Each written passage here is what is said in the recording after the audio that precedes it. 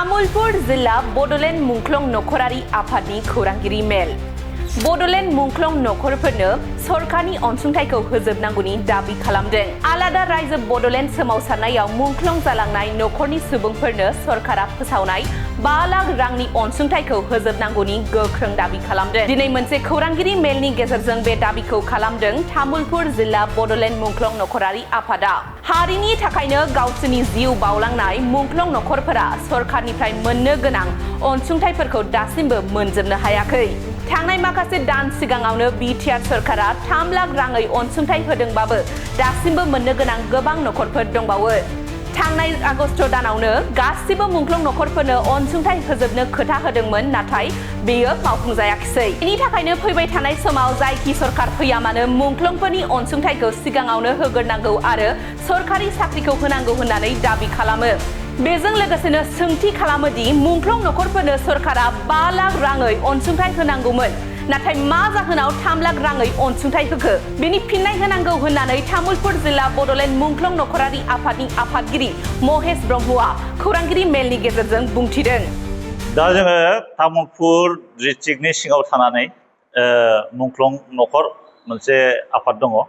दा बे मुंख्लं नखर आफादनि सिङाव थानाय गासै मुंख्लं नखरनि जि गार्जेनफोर, दा बिथांमोना थांनाय आगस्ट दानाव 5 लाख खरै मोननांगौनि मोनसे आसा दंमोन साफ्रामबो, आरो आगस्टनि सिगाङाव 10 लाख होनाय आरो मोनखांनाय बिथांमोनाबो 3 लाखल'सो मोननो हादों।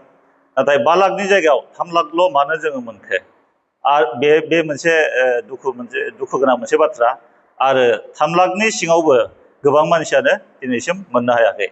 दा बिसोरो 15 आगस्टनि एबा 15 आगस्टनि गेजेराव बिथांमोना होबावनायनि बयनिफ्रायबो मुंख्लं नखरनि जायफोरनाखि सोद्रोमा आरो गार्जेन बिथांमोननिफ्राय पासबुक लांजोबदोंमोन बिथांमोना 15 आगस्टआव होगोन होननानै, नाथाय बिथांमोना मानो होनो हायाखिसै।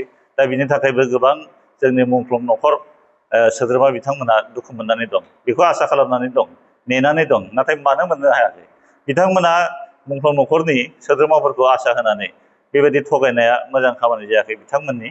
दा बेखायनो जोङो खावलायदों बिथांमोना जाहाथे सिगाङावनो बाजेटआव लाखानाय बादिनो आरो सिगाङावनो होबोनाय बादिनो 5 लाख खरै मुंख्लं नखर आफादनो बा नखरनो होनांगौनि बिथांमोना जबान मोनसे जाखानाय। 5 लाखनि जायगायाव 3 लाखल' होबाय, आरो 3 लाखनि मादावबो बिथांमोना 15 आगस्ट खालि थगायबावनो जाबाय।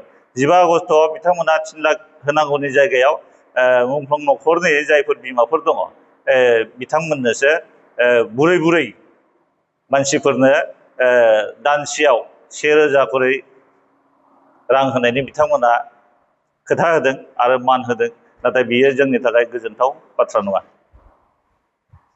जों सानो जिहेतु सिगांनि बिटिसि गभर्नमेन्टनि आमोलावबो 5 लाखखौनो होदों, आसाम आन्दलनावबो बेबायदिनो गोबां रोखोमनि मुंख्लं जालांदोंमोन, दा बिथांमोननोबो 5 लाखखौनो होदों, आरो बिटिआर सरकारनि सिगांनि होनायावबो 5 लाखखौनो होदों।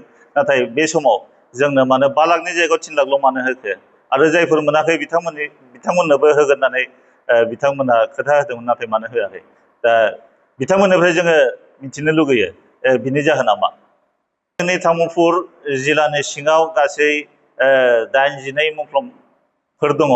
दा 89 मुंख्लंफोरनि मादाव थांनाय बाराव जोंनि मिथिनाय बादिबा बिनि गुबै हिसाबखौ आं मोननो हायाखै।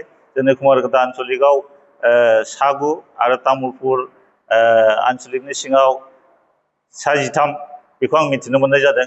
बिनि अनगा माखासेफ्रा दासिमबो मोननो हायाखै। बेनिखायनो जोङो आसा खालामबाय थादों जे बिथांमोना जिखिनि गावसिनि खोथा मथे जबान मथे होनांगौ बेखौ जाहाथे होनानै मार्टियार्सफोरनि नखरनि जि दुखु बा आसा बेखौ थाबैनो सुफुंनानै होयो। प्रेस मिट लानायनि थांखियानो जाबाय थांनाय बे आगस्ट मासाव बिथांमोना फोसावदोंमोन, माने जि खोथा थालांनाय मुंख्लं नखरनि जि खोथा थालांनाय बेखिनिखौ गासैखौबो होजोबनायनि थांखि लादोंमोन, बिथांमोना फोसावदोंमोन।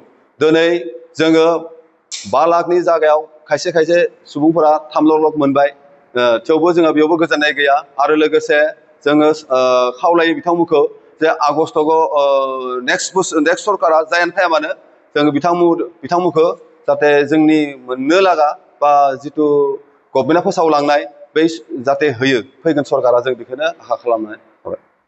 जोंनियाव नाय एबसु बिएलटि आरो एनडिएफबि माने गासैबो माने बड'लेण्ड मुभमेन्टआव मुंख्लं जानाय सोद्रोमाफोर दङ गासैबो मोनजोबनो हायाखै दा बिथांमोना फोसावदोंमोन आगष्ट मासाव माने जिखिनि थालांनाय गासैखौबो होजोबगोन होननानै फोसावदोंमोन नाथाय दिनै जेरै बुंनाय थारमाने बिदिनो थालांबाय जोङो सरकारखौ बेखौनो जोङो बुंनो थाङो दिनैथ' सरकार दिनै गैला जा सरकारानो फैयाबानो जोंनि जाहाथे थालांनाय आद्रा खामानिखौ जाहाथे मावो फैगोन सरकारा जों बेखौनो खावलायनाय थाबाय